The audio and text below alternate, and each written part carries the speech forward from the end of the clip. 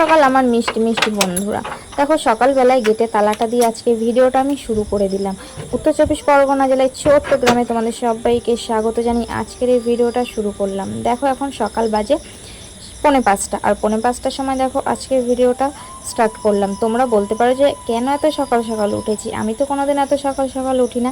আর দেখো আজকে সকালে যেহেতু উঠেছি না, প্রকৃতিটা না এতটা ভালো লাগছে, আকাশ বাতাস, পাতা পাখি ডাক, পোকা মাকড়ের ঝিঝি আওয়াজ, মানে মনটা না পুরো জুড়িয়ে যায়। তো দেখো এদিকে চলে আসলাম দুধ নিতে, আর এখন বাজে 6টা মতন বেজে গেছে, কারণ এই ঘোষ 6টার সময় আসে। আর তোমরা হয়তো দেখে বুঝতেই পারছো যে আমি কি করব, যেহেতু পুজোর ঘটি সামনে নিয়ে চলে এসেছি। হয়তো তোমাদের মনে একটু প্রশ্ন জাগছে, হ্যাঁ তো হয়তো পুজো দেওয়ার জন্যই। তোমরা ঠিকই গেস করছো, পুজো দেওয়ার জন্যই আমি আজকে সকাল সকাল উঠেছি। আর ঘোষ যেহেতু এখানে অনেক তাড়াতাড়ি আসে, তো আমাকে বাধ্য হয়ে আজকে তাড়াতাড়ি উঠতে হলো। তো ঠাকুরের জন্য একদিন উঠলে অসুবিধা নেই, কি বলো? আর সকালে ওঠা তো ভালোই, এই যে কত সুন্দর দৃশ্য সকালবেলা দেখতে পেলাম, এটা তো মিস করি প্রতিদিন। তো দেখো এদিকে দুধ নেওয়া আমার কমপ্লিট, দুধ নিয়ে এখন বাড়ির দিকে রওনা হচ্ছি। তোমরা পাশে থাকো আর ভিডিওটা দেখতে থাকো।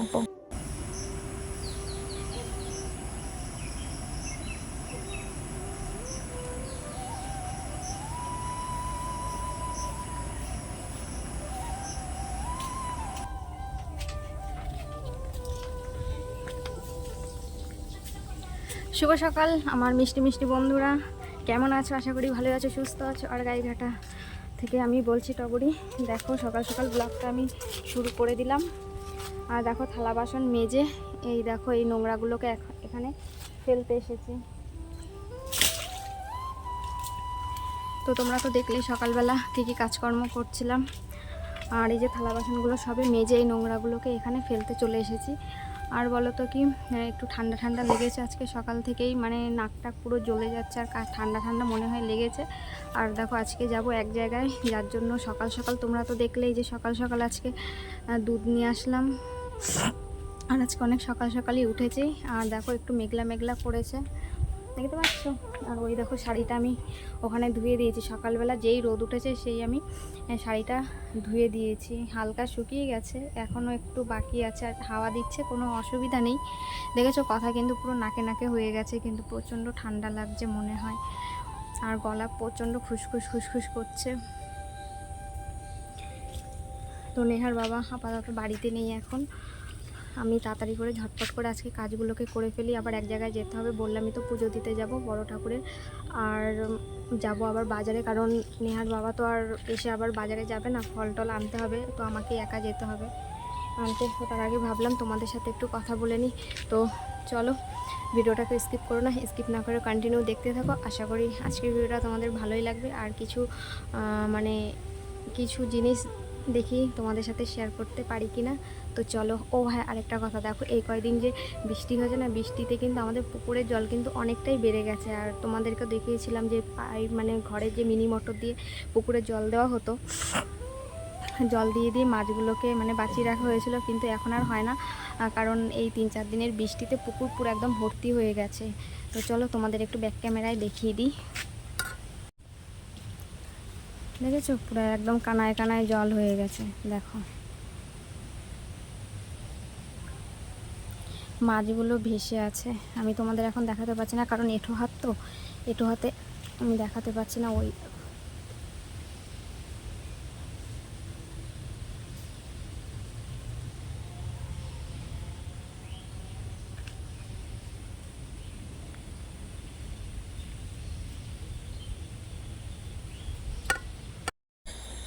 আর বন্ধুরা দেখো এইদিকে আমি শাক তুলতে চলে এসেছি। কালকে নেহা না অল্প একটুখানি শাক তুলেছিল, আর ভাবলাম যে আরেক মুঠো শাক তুলে নিই। আর ওইদিকে কিন্তু আমি ভাতের জলটা বসিয়ে দিয়ে এসেছি, গরম হচ্ছে। আর এইদিকে আমি শাক তুলতে চলে এসেছি। কি শাক তুলছি কি বৃত্তান্ত অবশ্যই তোমাদের সাথে দেখাবো। তো ঝটপট করে শাকটা তুলে নিই। আর প্রচণ্ড রোদ এইখানে, তো তোমরা দেখতেই পাচ্ছ কি শাক, জানি না তোমরা এই শাকগুলোকে কি শাক বলো। আমরা তো সেচি শাক বলি, কেউ সেঞ্চি শাক বলে।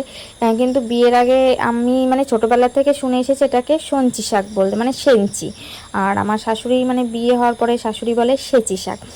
তো দেখো এই শাকগুলো তুলে নিয়ে আসলাম। আর আমি যেহেতু খাবো না, নেহা আর নেহার বাবা খাবে। আজকে যাব একটু বড় ঠাকুরের পুজো দিতে বললামই। আর এইদিকে দেখো শাক তুলে আনতে আনতে না ভাতের জলটা গরম হয়ে গেছে। আর এদিকে আমি চাল ধুয়ে দিয়েও দিচ্ছি, তোমরা দেখতেই পাচ্ছ। আর বলো তো কি, যেহেতু আজকে শনিবার নিরামিষ, আর আমি তো খাবো না বড় ঠাকুরের পুজো করে, তোদের বাবা মেয়ের জন্য রান্নাটা করছি। আর এইদিকে দেখো কাঁকরোল ভাজা করব। কাঁকরোল ভাজাটা একটু নুন হলুদ মাখিয়ে রাখছি, কারণ বলো তো কি নুন হলুদটা মাখিয়ে রাখলে না একটু ভালো হয় ভাজতে। আর যেহেতু আমি মানে রান্না যখন করি ভাজি তখনই আমি সবসময় নুন হলুদ দিয়ে রাখি। আজকে কি মনে হলো একটু আগের থেকেই দিয়ে রাখলাম, আর সেটাও তোমাদের সাথে দেখিয়ে দিলাম। দেখো একটা পড়ে গেল, আর বাটিটা না ছোট হয়ে গেছে। আর এই কাঁকরোলটা না এত বড়, মানে একটা কাঁকরোল নিয়েছি, দেখেছো কতগুলো টুকরো হয়েছে, তাহলে বুঝতেই পারছো কত বড় কাঁকরোলটা।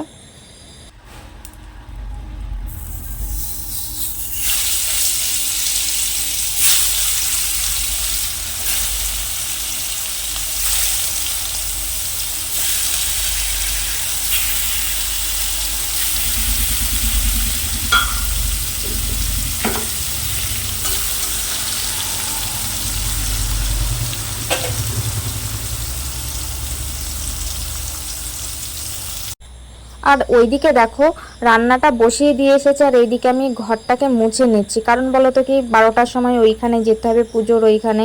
তো যদি বসে থাকি রান্নার ওইখানে, তো বাকি কাজগুলো করতে করতে না অনেকটাই লেট হয়ে যাবে। আর তারপরে না যাব বাজারে, কারণ সকালবেলা যে নেহার বাবা কাজ থেকে বাড়িতে এসেছে, ও আর বাজারেও যাবে না, কিছু মানে করবেও না, আমাকেই বাজার থেকে ফল টলগুলোকে আনতে হবে।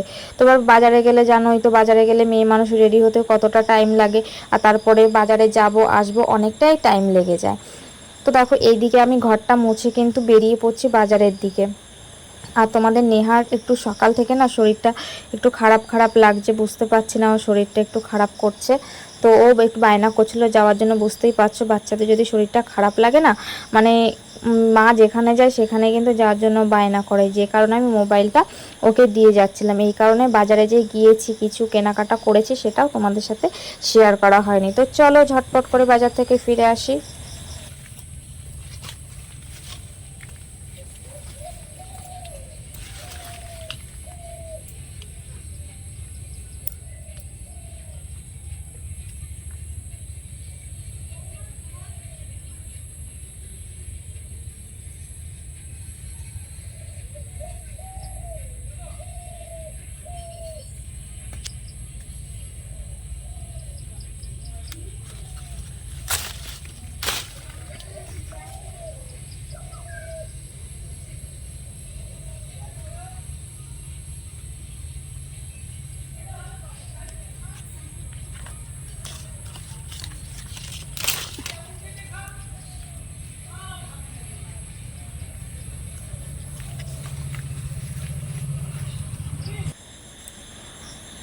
আর এই দেখো চলে আসলাম ঘরে।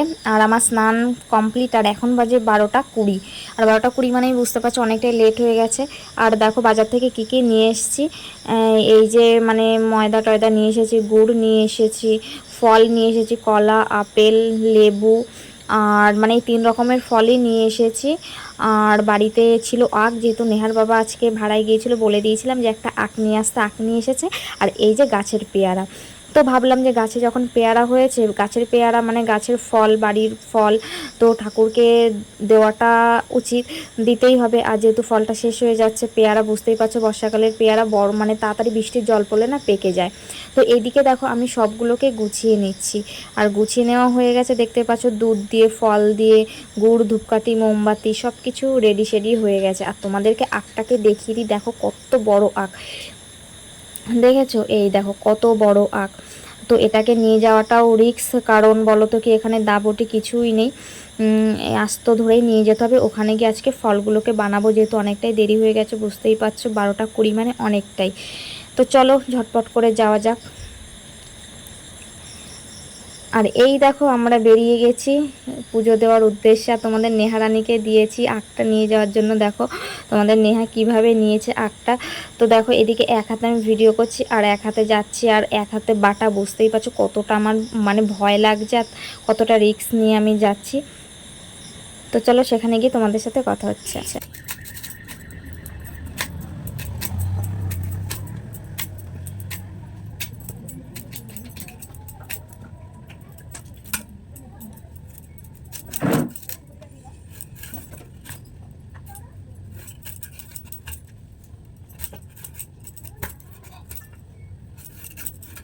আমার দুধটা নিল না, বলুন। হ্যাঁ দুধ, ওই দুধ তুই মা বললো যে একটু পরে নিচ্ছে, নিল না তো দুধটা দিয়ে গেল ঠাকুরকে। হ্যাঁ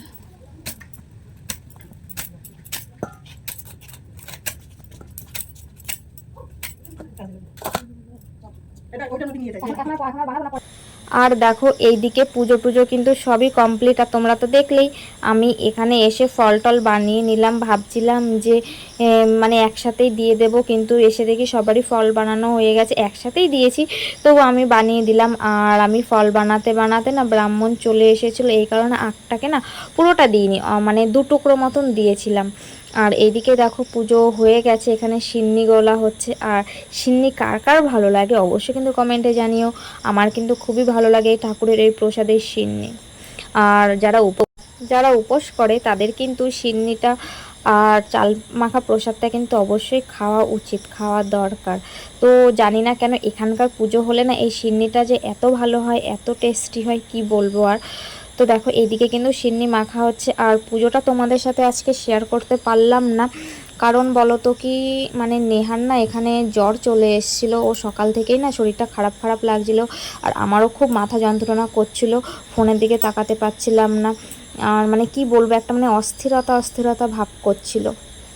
আর এই দেখো এইদিকে সব ফল টল মানে সবাইকে দেওয়া হচ্ছে, সব মানে সবাই এসছে প্রসাদ নিতে, সবাইকে দেওয়া হচ্ছে। এদিকে যে যার মতন ফল টল দিচ্ছে, এখানে 2-3 জন আছে, একজন চাল মাখাটা মানে চাল মাখাচ্ছিল, ওই যে দেখো চাল মাখা প্রসাদ দিচ্ছিল, আমি এদিক দিয়ে ফল দিচ্ছিলাম।